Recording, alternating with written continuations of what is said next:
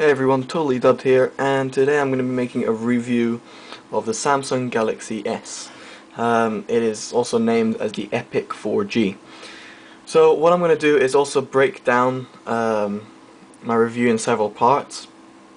I will link down in the description all the different parts, for example the music player review, the email application review, the internet review, just because it would be so much to put in one single video. But this video is basically a general feedback video on the Samsung Galaxy S and how much I would rate it.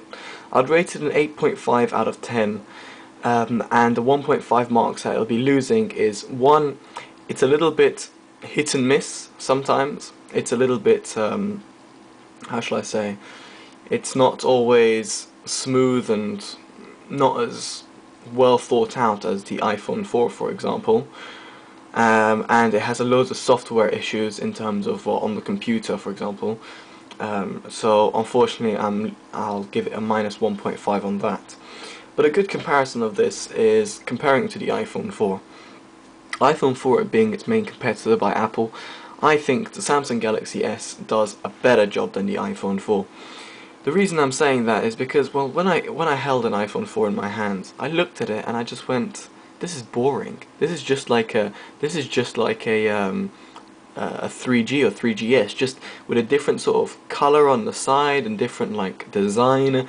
Okay, it is faster, has nicer screen and everything like that, but in reality it's kind of boring. So when I held the iPhone 4, my heart just kind of sinked and went, is it really worth paying like 600 something pounds for an iPhone 4? No, not really. The reason I went for a Samsung Galaxy S is because it's so much more open than the Apple iPod. The Apple iPod is more restrictive in some ways of what you can do. A prime example of why I'm saying this is, for example, just the battery. As simple as it is. In 2 or 3 years' time, I know for a fact, not even 1 to 2 years' time, I know for a fact that my iPhone 4, if I had got one, its battery would have gone out. Simply because that's how Apple make their money. The battery runs out, and so you're forced in some ways to buy another one.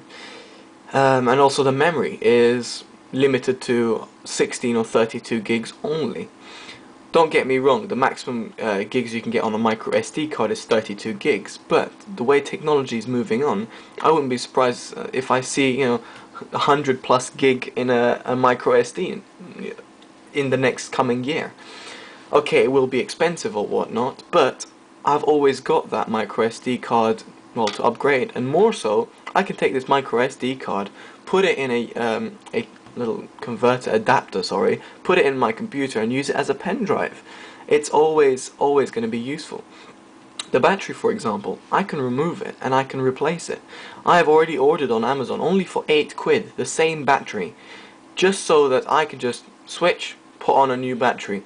That theoretically gives me double or triple the amount of battery life than an iPhone 4 gives me, simply because I spent an extra 8 quid. Yes, 8 quid. That's nothing. Just so that I can get a double or triple battery life.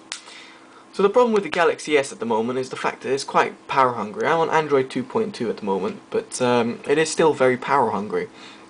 By the way, ignore the screen, I've got a screen protector, I've already ordered a new one, so that's why it's all bubbly and everything, but yeah, I couldn't be bothered to try and adjust it, so I just bought a new screen protector. So, and also I would just suggest getting a sit-on case or something like that, just because it just protects the phone, just in case you drop it. So, in reality, the Samsung Galaxy S does a great job. It is what the iPhone 4 is, but it's better. The only disadvantage and the downfall of it is, for example, my mum was asking me, I can get a Galaxy S. I said, Mum, well, you could get a Galaxy S, but it might be a little bit too complex for you. You can use it to a basic standard, like, I just want to use the phone. Fair enough. But the iPhone 4, because of its software, within the phone and outside the phone, makes it so accessible to everyone, from kids to girls to boys, which don't really care about technology. However, the Samsung is a little bit more advanced, meaning it's a little bit harder to use.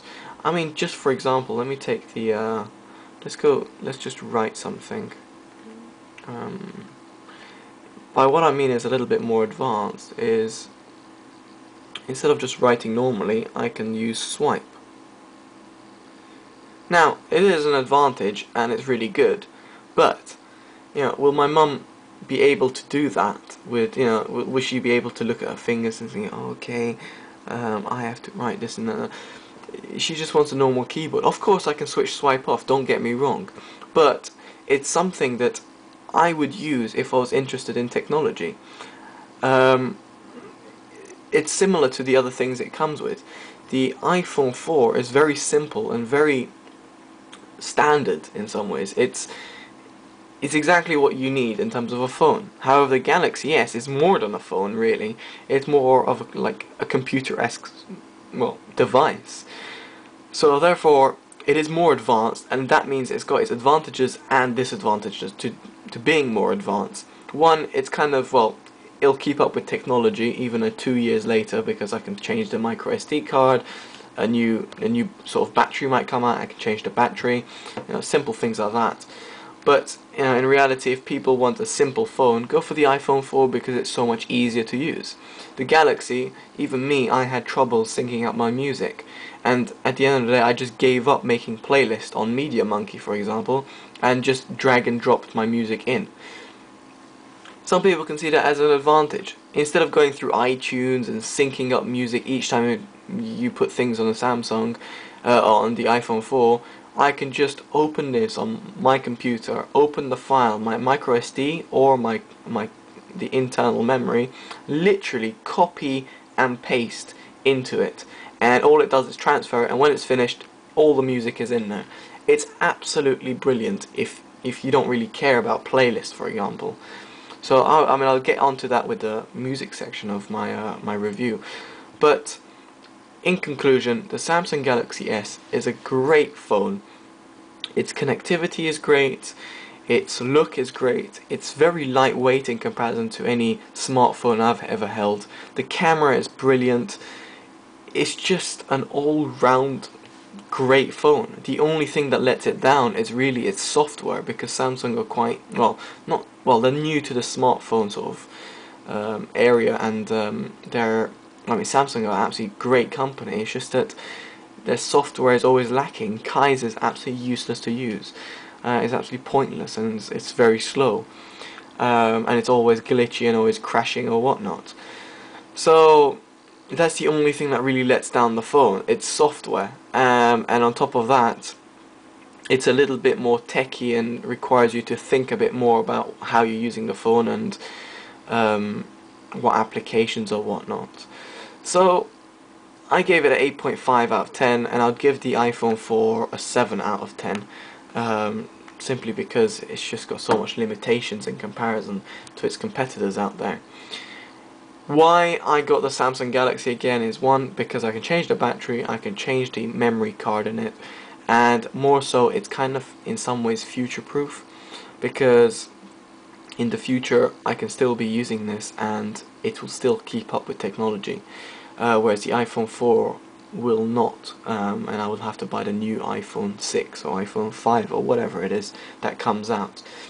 Also, I can't really see the iPhone expanding, in terms of, all I can really see them doing is increasing the battery life on the iPhone 4, that is, and increasing the camera.